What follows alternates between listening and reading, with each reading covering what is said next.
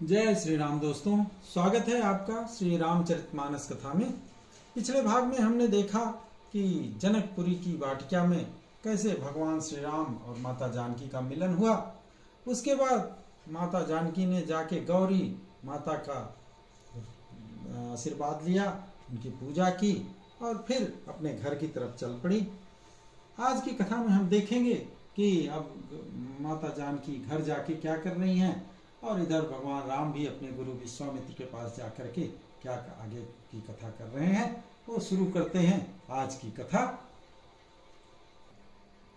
हृदय सराहत सियलो नाई, गुरु समीप गवने दो भाई।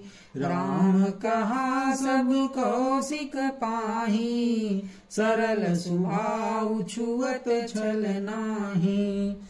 अब जब माता जानकी उधर गौरी माँ का आशीर्वाद लेकर के घर की तरफ चल पड़ी, इधर भगवान राम भी अपने भाई लक्ष्मण के साथ सीता जी की सुंदरता की सराहना मन ही मन करते हुए गुरु विश्वामित्र के पास पहुंचे।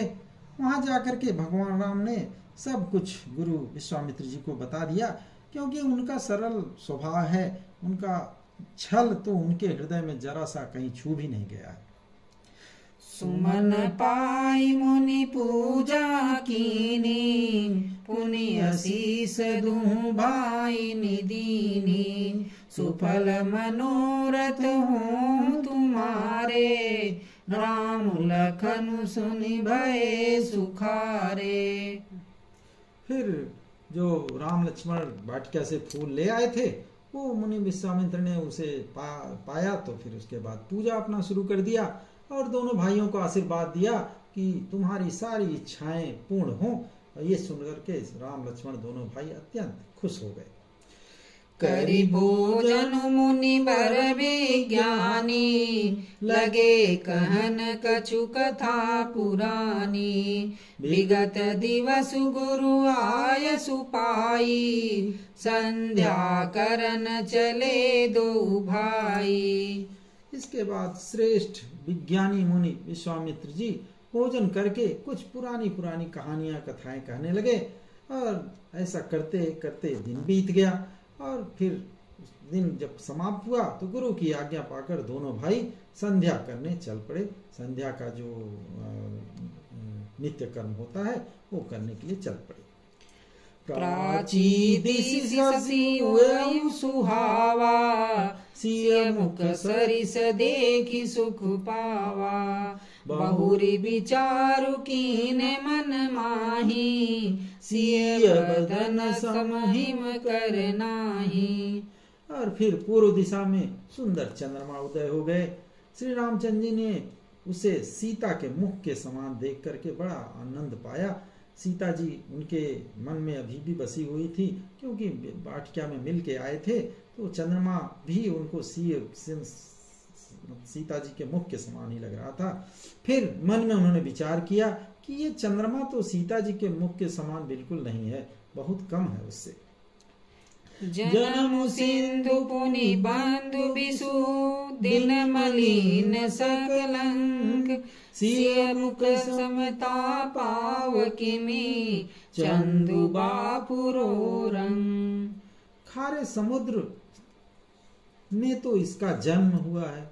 जो चंद्रमा का जन्म माना जाता है कि समुद्र से हुआ है, तो चूंकि समुद्र खारा होता है तो वही भगवान राम कह रहे हैं कि चंद्रमा का जन्म तो जो खारा समुद्र है उससे हुआ है, तो विष इसका भाई हुआ, क्योंकि विष भी समुद्र में ही मिलता है। तो दिन में यह मलिन रहता है, शोभाहीन निस्तेज रहता है। दिन में तो चंद्रमा एकदम दिखता नहीं सूर्य के प्रकाश में, और कलंकी काले दाग जैसा काला दाग भी होता है चंद्रमा में। तो इतने गुण, इतने जो अवगुण है चंद्रमा में, तो भला बेचारा गरीब चंद्रमा सीता जी के मुख की बराबरी कैसे कर सकता है। घटई बढ़ई बिरही दुखदाई, ग्रसई राहु निज सिंधई पाई। कोक शोक प्रद पंकज द्रोही, अवगुण बहुत चंद्रमा तोही। और फिर उसके बाद ये हमेशा घटता बढ़ता रहता है, चंद्रमा का आकार छोटा बड़ा होता रहता है, जो कि विरहिणी स्त्रियों को बहुत ही दुख देने वाला है। जो जिन स्त्रियों को विरह का शोक होता है, जो पति जिनके दूर रहते हैं, तो उनको ये चंद्रमा का घटना बढ़ना बड़ा दुख देने वाला होता है। राहु अपनी संधि में पाकर इसे ग्रस लेता है। चंद्र ग्रहण जब लगता है उस समय राहु उनको ग्रस लेता है। और चकवे, जो चकवी के वियोग में जो चकवा होता है वो चंद्रमा की तरफ देखता रहता है, तो चंद्रमा उसको शोक देने वाला।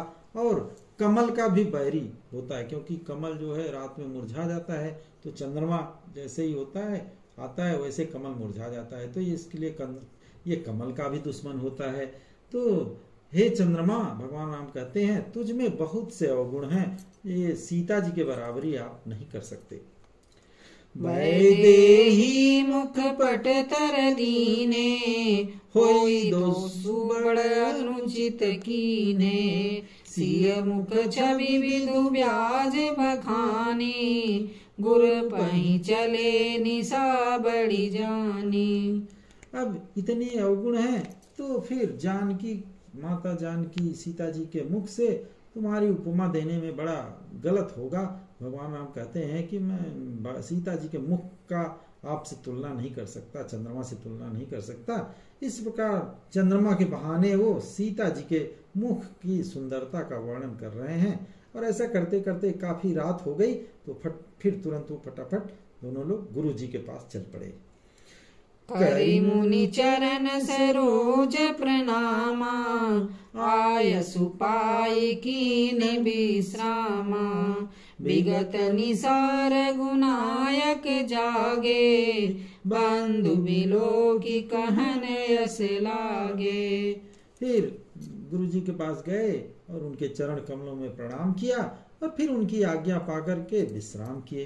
फिर रात बीत जाने पर फिर श्री रघुनाथ जी जगे और भाई को देख के ऐसा कहने लगे, क्योंकि लक्ष्मण जी तो पहले ही जग जाते थे भगवान राम से, तो उनको देख करके कहने लगे,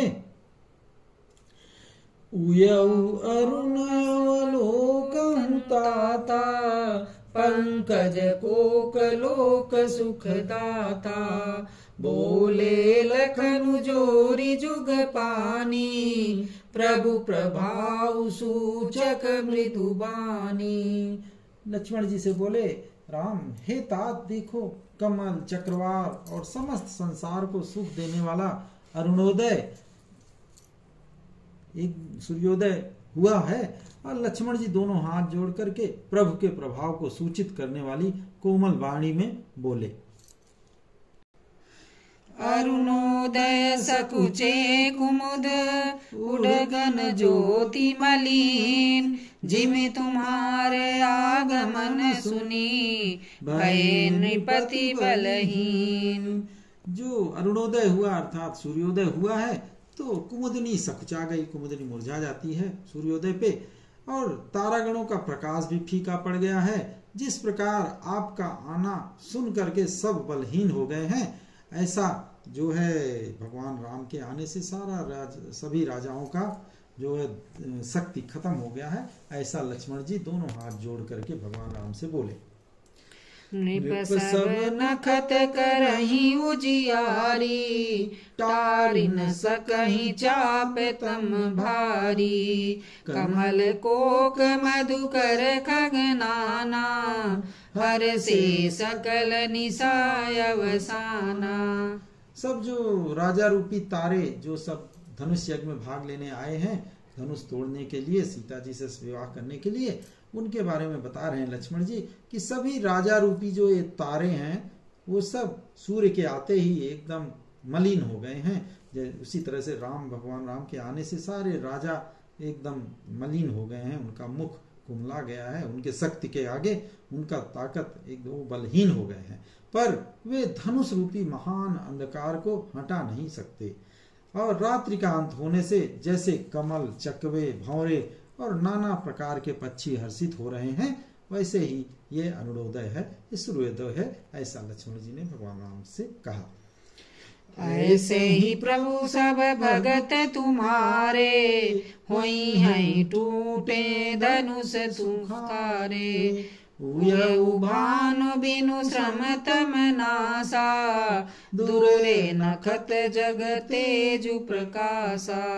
लक्ष्मण जी ने आगे कहा, वैसे ही प्रभु जैसे कि ये रात्रि का अंत होने से कमल चकवे और भंवरे सब पक्षी सब हर्षित हो रहे हैं, वैसे ही है प्रभु आपके सारे भक्त जैसे ही आप धनुष तोड़ेंगे उससे उसको देख करके सब खुश हो जाएंगे, सुखी हो जाएंगे।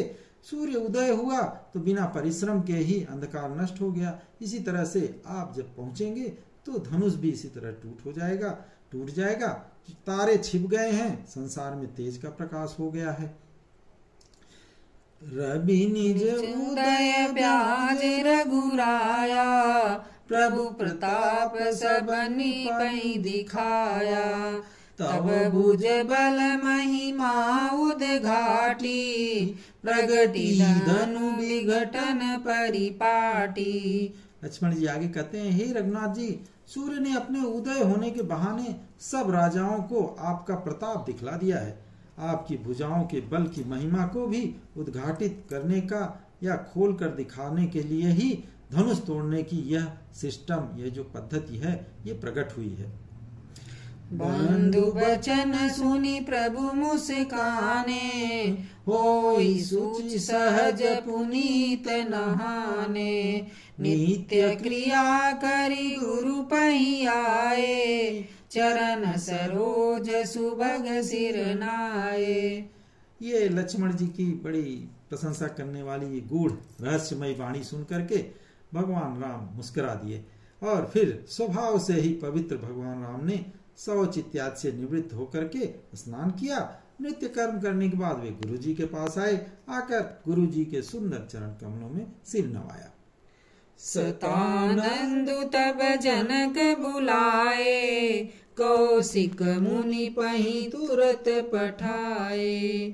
जनक विनय तिन आई सुनाई हर से बोल लिए दो भाई। तब राजा जनक ने सतानंद जी को बुलाया और तुरंत उन्होंने विश्वामित्र मुनि के पास भेज दिया, जहाँ की विश्वामित्र जी के साथ राम और लक्ष्मण भी थे। उन्होंने आकर के गुरु जो ये उनके सतानंद जी थे वो आए और जनक जी की विनती को विश्वामित्र जी को बताए कि आपको भी वहाँ स्वयंवर में बुलाया है। विश्वामित्र जी ने बड़ी खुश होकर के दोनों भाइयों को तुरंत बुलाया। सतानंद पद बंदी प्रभु बैठे गुर पहि जाय। चलहु तात मुनि कहु तब पठवा जनक बुलाय। सतानंद जी के चरणों की वंदना की करके जैसे गुरु जी ने बुलाया भगवान राम और लक्ष्मण को, तो उनकी आए तो सतानंद जी के चरणों की वंदना किया, उनको चरणों में प्रणाम किया और फिर गुरु जी के पास जाके बैठ गए। तब विश्वामित्र ने कहा, हे तात, चलो जनक जी ने बुला भेजा है, स्वयंवर के लिए न्योता दिया है, चलिए हम लोग भी स्वयंवर में चलते हैं, वहां जाके देखते हैं। अब भगवान राम और लक्ष्मण गुरु विश्वामित्र के साथ जाएंगे।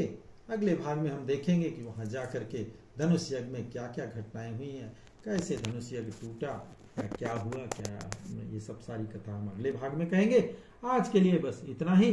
तब तक प्रेम से बोलिए सियावर रामचंद्र की जय, पवन सुत हनुमान की जय, उमापति महादेव की जय, राधावर कृष्ण चंद्र की जय।